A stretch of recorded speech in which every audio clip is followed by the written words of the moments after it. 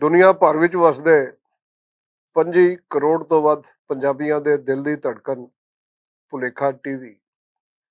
ਤੁਹਾਡਾ ਮਨਪਸੰਦ ਭੁਲੇਖਾ ਟੀਵੀ ਜੋ ਭੁਲੇਖਾ ਨਹੀਂ ਪਾਉਂਦਾ, ਰਾਹ ਪਾਉਂਦਾ ਹੈ। ਤੇ ਉਸੇ ਭੁਲੇਖਾ ਟੀਵੀ ਦੇ ਪ੍ਰੋਗਰਾਮ ਗੱਲਬਾਤ ਦੇ ਨਾਲ ਹਾਜ਼ਰ ਤੁਹਾਡੀ ਸੇਵਾ ਵਿੱਚ ਤੁਹਾਡਾ ਸੇਵਕ।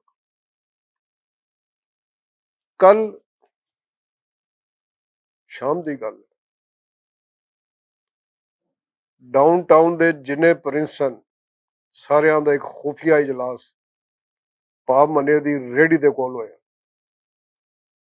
ਉਧਾਰ ਦੇ gol gappe ਖਾਂਦਿਆਂ, chips ਸੁੱਟਦਿਆਂ, Chinese role ਕੜਕਾਉਂਦਿਆਂ, ਕਾਗਜ਼ੀ ਸਮੋਸੇ ਡਫਰਾਉਂਦਿਆਂ ਅਸੀਂ ਫੈਸਲਾ ਇਹ ਕਰ ਰਹੇ ਸੀ, ਸੋਚ ਵਿਚਾਰ ਇਹ ਕਰ ਰਹੇ ਸੀ ਕਿ ਅਸੀਂ ਸ਼ੌਕੀ ਬਾਰਲੇ ਨੂੰ ਆਪਣੀ ਕੈਬਨਿਟ ਚੋਂ ਖਾਰਜ ਕਰ ਦਈਏ, ਕਿਉਂਕਿ ਕਈ ਦਿਨ ਹੋ ਗਏ ਉਹਨੇ ਹਾਜ਼ਰੀ ਨਹੀਂ ਲਵਾਈ। ਉਹਨੇ ਆ ਕੇ ਪੁੱਛਿਆ ਨਹੀਂ ਕਿ ਅਸੀਂ ਯਾਰਾਂ ਦੇ ਯਾਰ ਹੀ ਯਾਰ, ਕੋਈ ਪ੍ਰੋਬਲਮ ਹੈ, ਕੋਈ ਸਮੱਸਿਆ ਹੈ, ਕੋਈ ਉਰਾ ਪਰਾ ਟੈ ਪਟਾਸ ਹੈ, ਕਮ ਸੇ ਕਮ ਸਾਨੂੰ ਆ ਕੇ ਦੱਸੇ ਤੇ ਸਹੀ। ਜਾਂ ਤੇ ਉਹਨੇ ਫਲੋਰ ਕ੍ਰਾਸਿੰਗ ਕਰ ਲਈ, ਕੋਈ ਹਾਈ ਜੈਂਟਰੀ 'ਚ ਵੜ ਗਿਆ, ਤੇ ਜਾਂ ਫਿਰ ਕਿਸੇ ਮੁਸੀਬਤ 'ਚ ਫਸ ਗਿਆ, ਜਾਂ ਫਿਰ ਉਹ ਸਾਨੂੰ ਇਗਨੋਰ ਕਰ ਰਿਹਾ ਜਿਵੇਂ ਆ ਟੀਵੀ 'ਚ ਨਹੀਂ। ਤੇ ਪੂਰਾ ਡਰਾਮਾ 336 ਕਿਸ਼ਤਾਂ ਦਾ ਇਸੇ ਜੁਮਲੇ ਪਿੱਛੇ ਟੱਪ ਜਾਂਦਾ ਹੈ ਕਿ ਤੁਮ ਮੈਨੂੰ ਇਗਨੋਰ ਕਰ ਰਹੇ ਹੋ, ਤੇ ਅਗਲਾ 336 ਕਿਸ਼ਤਾਂ ਇਸ ਚੱਕਰ 'ਚ ਟਪਾ ਦਿੰਦਾ ਹੈ ਕਿ ਮੈਂ ਹੂੰ ਨਾ। ਤੇ ਸ਼ੌਕੀ ਬਾਹਰਲਾ ਅਸੀਂ ਉਹਦੇ ਲਈ ਹਾਂ, ਉਹ ਸਾਡੇ ਨੂੰ ਇਗਨੋਰ ਕਰ ਰਹੇ, ਇਹ ਤੇ ਬਾਠਾ ਕੰਮ, ਫਲੋਰ ਕ੍ਰਾਸਿੰਗ ਕਰ ਰਹੇ, ਉਸ ਨੂੰ ਖਾਰਜ ਕਰੋ ਆਪਣੀ ਦੋਸਤੀ ਦੀ ਲਿਸਟ 'ਚ। ਹੁਣ ਡਾਊਨਟਾਊਨ ਦੇ ਸਾਰੇ ਪ੍ਰਿੰਸ ਆਪਣੀ ਆਪਣੀ ਗਲੀਆਂ ਦੇ ਮੈਜਿਸਟ੍ਰੇਟ ਜੋ ਫੈਸਲਾ ਕਰਦੇ ਨੇ ਉਸ ਫੈਸਲੇ ਤੇ ਅਮਲ ਦਰਾਮਦ ਕਰਨਾ ਪੈਂਦਾ, ਨਹੀਂ ਤੇ ਖੁੰਨੇ ਸਕਾਣੇ ਪੈਂਦੇ। ਅਜੇ ਅਸੀਂ ਸ਼ੌਕੀ ਬਾਹਰਲੇ ਦੇ ਖਿਲਾਫ ਕੋਈ ਰੈਜ਼ੋਲੂਸ਼ਨ 3/4 ਅਕਸਰੀਅਤ ਦੇ ਨਾਲ ਪਾਸ ਕਰਨ ਦੇ ਰੌਲੇ ਵਿੱਚ ਸੀ ਕਿ ਸ਼ੌਕੀ ਆ ਟਪਕਿਆ, ਬੜਾ ਦੁਖੀ, ਬੜਾ ਪਰੇਸ਼ਾਨ। ਉਹਨੂੰ ਆਖਿਆ ਹੀ ਯਾਰ, ਜਿੱਥੇ 23 ਕਰੋੜ ਤੋਂ ਵੱਧ ਲੋਕ ਦੁਖੀ ਔਰ ਪਰੇਸ਼ਾਨ ਨੇ, ਤੂੰ ਵੀ ਦੁਖੀ ਤੇ ਪਰੇਸ਼ਾਨ ਹੋ ਕੇ ਕੀ ਕਰੇਗਾ? ਸਮਾਈਲ ਬੇਬੀ, ਮੁਸਕਰਾਓ, ਹੱਸੋ, ਖੇਡੋ। ਉਹ ਕਹਿੰਦਾ ਨਹੀਂ ਯਾਰ, ਮੈਂ ਮੁਸਕਰਾ ਨਹੀਂ ਸਕਦਾ, ਮੈਂ ਬੜਾ ਡੂੰਘੀ ਸੋਚ ਦੇ ਵਿੱਚ ਮਸਰੂਫ ਹਾਂ। ਉਹਨੇ ਕਿਹਾ ਦੱਸ ਯਾਰ, ਤੇਰੀ ਕਿੱਡੀ ਡੂੰਘੀ ਸੋਚ ਕਿੱਥੋਂ ਆ ਗਈ ਜਿਹਦੇ ਤੈਨੂੰ ਯਾਰਾਂ ਕੋਲ ਟਾਈਮ ਹੀ ਨਹੀਂ ਮਿਲ ਰਿਹਾ ਮਿਲਣ ਦਾ ਜਿਹੜਾ। ਉਹ ਕਹਿੰਦਾ ਯਾਰ ਮੈਂ ਸੋਚ ਰਿਹਾ, ਅੱਜ ਵੀ ਮੈਂ 2 ਦਿਨ ਏਜੰਟਾਂ ਕੋਲ ਗਿਆ, ਪੈਸੇ ਪੂ ਖਵਾ ਕੇ ਬੈਠਾ ਜਿਹੜਾ, ਕਿ ਮੇਰਾ ਜੇ ਅਮਰੀਕਾ ਦਾ ਵੀਜ਼ਾ ਲੱਗ ਗਿਆ ਨਾ ਤਾਂ ਮੈਂ ਨਿਆਣਿਆਂ ਨੂੰ ਉੱਥੇ ਸ਼ਿਫਟ ਕਰ ਦਿਆਂ, ਕਿਉਂਕਿ ਇੱਥੋਂ ਦਾ ਮਾਹੌਲ ਬੜਾ ਖਰਾਬ ਹੈ। ਮੈਂ ਨਹੀਂ ਚਾਹੁੰਦਾ ਕਿ ਯਾਰ ਇੱਥੋਂ ਦਾ ਜਿਸ ਕਿਸਮ ਦਾ ਸਿਆਸੀ ਮਾਹੌਲ ਹੈ, ਮੇਰੇ ਬੀਵੀ ਬੱਚੇ ਇੱਥੇ ਰਹਿ ਕੇ ਉਸ ਖਰਾਬ ਮਾਹੌਲ ਦੇ ਮੁਤਾਬਕ ਜਿਹੜਾ ਖਰਾਬੀ ਹੋ ਜਾ। ਉਹਨੇ ਕਿਹਾ ਯਾਰ ਤੂੰ ਹਾਕੂ ਬਾਹਰਲਾ ਹੈ, ਟੋਟਲੀ ਨਾਨ ਪੋਲੀਟੀਕਲ ਹੈ, ਘਰ ਦੇ ਵਿੱਚ ਪੋਲੀਟਿਕਸ ਨੂੰ ਵੜਨ ਨਹੀਂ ਦਿੰਦਾ, ਤੇ ਤੈਨੂੰ ਕੀ ਪ੍ਰੋਬਲਮ ਹੋ ਗਿਆ? ਉਹ ਕਹਿੰਦਾ ਯਾਰ ਰਫੜ ਬੜਾ ਡੂੰਘਾ, ਮੈਂ ਆਪਣੇ ਬੂਹੇ ਦੇ ਬਾਹਰ ਇੱਕ ਬੈਰੀਅਰ ਲਾਇਆ ਸੀ ਕਿ ਸਿਆਸਤ ਇਸ ਘਰ 'ਚ ਨਹੀਂ ਵੜ ਸਕਦੀ। ਉਹ ਸਿਆਸਤ ਪਤਾ ਨਹੀਂ ਯਾਰ ਕੰਧਾਂ ਟੱਪ ਕੇ ਸਾਡੇ ਘਰ 'ਚ ਆ ਬੜੀ। ਪਹਿਲੇ ਗਿੱਟੇ ਗਿੱਟੇ ਸੀ, ਫਿਰ ਗੋਡੇ ਗੋਡੇ ਹੋ ਗਈ, ਫਿਰ ਗੱਲ ਹੋ ਗਈ, ਹੁਣ ਤੇ ਭਗਵਾਨ ਜੀ ਉੱਤੋਂ ਦੀ ਡੁੱਬਣ ਲੱਗੇ, ਸਿਆਸਤ ਪੂਰਾ ਘਰ ਡੁੱਬ ਗਏ। ਤੇ ਮੈਂ ਹੈਰਾਨ, ਪਰੇਸ਼ਾਨ, ਦੁਖੀ ਆ ਗਈ ਯਾਰ ਕੀ ਬਣੇਗਾ ਇਹਨਾਂ ਦਾ। ਉਹ ਸਾਰਿਆਂ ਨੇ ਆਖਿਆ ਹੀ ਯਾਰ ਸ਼ੌਕੀ ਨਾਨ ਪੋਲੀਟੀਕਲ ਹੋਇਆ ਕੀ? ਸ਼ੌਕੀ ਨੇ ਜਨਾਬ ਅਹੀਂ ਠੰਡਾ ਸਾਹ ਭਰਿਆ ਕਿ ਲੱਗਿਆ ਜਿਵੇਂ ਗਲੇਸ਼ੀਅਰ ਪਿਘਲ ਕੇ ਕੋਈ ਬ੍ਰਿਜ ਰੋੜ ਕੇ ਲੈ ਗਿਆ। ਕਹਿੰਦਾ ਯਾਰ ਮੈਂ ਘਰ ਵੜਿਆ, ਨਿਆਣਾ ਟੂਟੀਆਂ ਲਾ ਕੇ ਮੋਬਾਈਲ ਤੇ ਬਿਜ਼ੀ ਸੀ। ਮੈਂ ਉਸ ਨੂੰ ਬੜੇ ਪਿਆਰ ਦੇ ਨਾਲ, ਬੜੇ ਅਦਬ ਦੇ ਨਾਲ ਰਿਕੁਐਸਟ ਕੀਤੀ, ਬੇਟਾ ਜੀ ਇੱਕ ਪਾਣੀ ਦਾ ਗਲਾਸ ਤੇ ਪਿਆਓ। ਉਸ ਨੇ ਬਗੈਰ ਟੂਟੀਆਂ ਕੱਢਿਆ ਮੈਨੂੰ ਆਖਿਆ ਡੈਡ ਐਬਸੋਲੂਟਲੀ ਨਾਟ। ਅੱਛਾ ਬਈ, ਇਹ ਜਵਾਬ ਹੀ ਮਿਲਣਾ ਸੀ ਅੱਬੇ ਨੂੰ। ਮੈਂ ਜਾ ਕੇ ਉਹਦੀ ਮਾਂ ਨੂੰ ਸ਼ਿਕਾਇਤ ਲਾਈ ਕਿ ਵੇਖ ਤੇਰੇ ਮੁੰਡੇ ਨੇ ਅੱਬੇ ਨੂੰ ਪਾਣੀ ਦਾ ਗਲਾਸ ਨਹੀਂ ਦਿੱਤਾ, ਬਲਕਿ ਟੂਟੀਆਂ ਵੀ ਕੰਨਾਂ ਚੋਂ ਨਹੀਂ ਕੱਢੀਆਂ ਔਰ ਫਰਮਾ ਦਿੱਤਾ ਕਿ ਐਬਸੋਲੂਟਲੀ ਨਾਟ। ਘਰ ਵਾਲੀ ਕਹਿੰਦੀ ਤੇਰੇ ਨਾਲ ਸਲੂਕ ਹੀ ਇਹੋ ਹੋਣਾ ਚਾਹੀਦਾ। ਮੈਂ ਕਿਹਾ ਉਹ ਕਿਉਂ ਬਈ, ਐਸੀ ਤੂੰ ਚੇਤੇ ਕਰ। ਉਹ ਮੈਂ ਕਿਹਾ ਮੈਂ ਕੀ ਚੇਤੇ ਕਰਨਾ, ਮੈਂ ਤੇ ਆਪ ਹੀ ਚੇਤਾ ਬਣ ਗਿਆ। ਉਹ ਕਹਿੰਦੀ ਮੈਨੂੰ ਵੇਖ। ਮੈਂ ਉਹਨੂੰ ਵੇਖਿਆ, ਮੈਨੂੰ ਲੱਗਿਆ ਜਿਵੇਂ ਉਹ ਗਾਇਬ ਹੋ ਗਈ ਹੈ ਤੇ ਉਹਦੀ ਥਾਂ ਕੋਈ ਹੋਰ ਖੜਾ ਹੈ। ਉਹ ਖੜੀ ਸੀ ਮਰੀਮ ਔਰੰਗਜ਼ੇਬ, ਤੇ ਬੇਗਮ ਮੇਰੀ ਮਰੀਮ ਔਰੰਗਜ਼ੇਬ ਦੇ ਸਟਾਈਲ 'ਚ ਫਰਮਾ ਰਹੀ ਸੀ ਕਿ ਮਕਾਫਾਤ ਅਮਲ ਹੈ। ਤੈਨੂੰ ਆਖਿਆ ਸੀ, ਯਾਦ ਹੋਏਗਾ 5 ਸਾਲ ਪਹਿਲੇ, ਕਿ ਤੂੰ ਮੈਨੂੰ ਪਾਣੀ ਦਾ ਗਲਾਸ ਪੇਸ਼ ਕਰ, ਤੇ ਤੂੰ ਮੈਨੂੰ ਪਾਣੀ ਦਾ ਗਲਾਸ ਦੇਣ ਦੇ ਬਜਾਏ ਬਾਹਰ ਚਲੇ ਗਿਆ ਸਰ, ਕਿਉਂਕਿ ਤੇਰੇ ਬੇਲੀ ਸਾਈਕਲ ਤੇ ਟੱਲੀ ਮਾਰ ਰਿਹਾ ਸਰ, ਤੁਸੀਂ ਮੈਟਰੀ ਸ਼ੋਅ ਤੇ ਜਾਣਾ ਸੀ। ਇਹ ਅੱਜ ਤੂੰ ਜੋ ਬੋਏਗਾ ਕਾਟੇਗਾ ਗੱਲ। ਇਹ ਜਿਹੜਾ ਤੂੰ ਕੱਲ ਪਾਣੀ ਨਾ ਪਿਆ, ਇਸ ਵਜ੍ਹਾ ਨਾਲ ਤੈਨੂੰ ਪਾਣੀ ਨਹੀਂ ਮਿਲ ਰਿਹਾ। ਇਹ ਹੋ ਕੇ ਰਹਿੰਦਾ। ਸਾਡਾ ਦੌਰ ਸੀ ਉਦੋਂ ਪਾਣੀ ਵਾਫਰ ਸੀ, ਤੇ ਹੁਣ ਜਿਹੜਾ ਇਹ ਪਾਣੀ ਤੈਨੂੰ ਨਹੀਂ ਲੱਭਣਾ। ਅੱਛਾ ਵੀ ਰੱਬੋਂ ਆਈ, ਉੱਥੋਂ ਵੀ ਰਿਫਿਊਜ਼। ਸਾਹਮਣੇ ਅਸੀਂ ਸਾਸੂ ਮਾਂ, ਤੇ ਮੈਂ ਸਾਸੂ ਮਾਂ ਨੂੰ ਸ਼ਿਕਾਇਤ ਲਾਈ ਆਪਣੀ ਬੇਗਮ ਦੀ ਤੇ ਨਾਲੇ ਉਹਦੇ ਦੋਤਰੇ ਦੀ, ਕਿ ਇੱਕ ਨੇ ਇੱਕ ਕੋਲੋਂ ਪਾਣੀ ਮੰਗਿਆ ਤੇ ਉਹਨੇ ਆਖਿਆ ਐਬਸੋਲੂਟਲੀ ਨਾਟ, ਤੇ ਦੂਜੇ ਤੋਂ ਪੁੱਛਿਆ, ਪੁੱਤਰ ਉਮਰਾਨ ਖਾਂ ਬਣ ਗਿਆ। ਬੇਗਮ ਤੋਂ ਪੁੱਛਿਆ, ਉਹ ਬਣ ਗਈ ਮਰੀਮ ਔਰੰਗਜ਼ੇਬ। ਤੇ ਮੈਨੂੰ ਕਹਿੰਦੀ ਹੈ ਮਕਾਫਾ ਤੇ ਅਮਲ ਹੈ, ਤੂੰ 5 ਸਾਲ ਪਹਿਲੋਂ ਮੈਨੂੰ ਪਾਣੀ ਨਹੀਂ ਪਿਆਇਆ, ਹੁਣ ਤੈਨੂੰ ਪਾਣੀ ਕੌਣ ਪਿਆਏਗਾ। ਤੇ ਹੁਣ ਫਰਿਆਦ ਮਾਸੀ ਤੇਰੇ ਅੱਗੇ ਹੈ ਕਿ ਤੂੰ ਹੀ ਫੈਸਲਾ ਕਰਕੇ ਮੇਰੇ ਨਾਲ ਬਣੇਗਾ ਕੀ। ਮੈਂ ਗੌਰ ਨਾਲ ਵੇਖਿਆ ਤੇ ਉਹ ਮਾਸੀ ਮੇਰੀ ਉਸ ਵੇਲੇ ਮੈਨੂੰ ਸ਼ੇਰੀ ਮਜ਼ਾਰੀ ਤਰ੍ਹਾਂ ਡਾਂਟ ਰਹੀ ਸੀ, ਕਹਿ ਰਹੀ ਸੀ ਤੂੰ ਬੰਦਾ ਠੀਕ ਨਹੀਂ ਹੈ।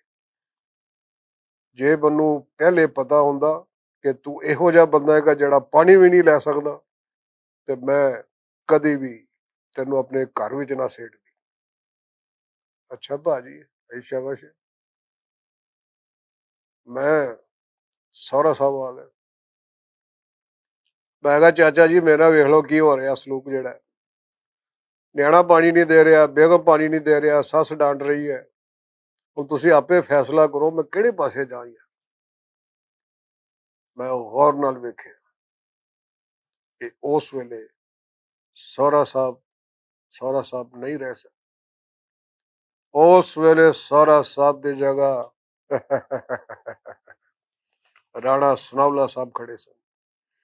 ਉਹਨੇ ਕਿਹਾ ਗੱਲ ਸੁਣ, ਮੈਨੂੰ ਵੀ 25 ਸਾਲ ਪਹਿਲੋਂ, 30 ਸਾਲ ਪਹਿਲੋਂ, 50 ਸਾਲ ਪਹਿਲੋਂ ਬਾਰ-ਬਾਰ ਮੰਗਣ ਤੇ ਪਾਣੀ ਨਹੀਂ ਲੱਭਦਾ ਸੀ, ਤੇ ਹੁਣ ਤੇਰੇ ਦੌਰ ਦੇ ਵਿੱਚ ਵੀ ਤੈਨੂੰ ਪਾਣੀ ਨਹੀਂ ਲੱਭਣਾ, ਤੈਨੂੰ ਖਾਲਾ ਆਪ ਖੱਟਣਾ ਪੈਣਾ।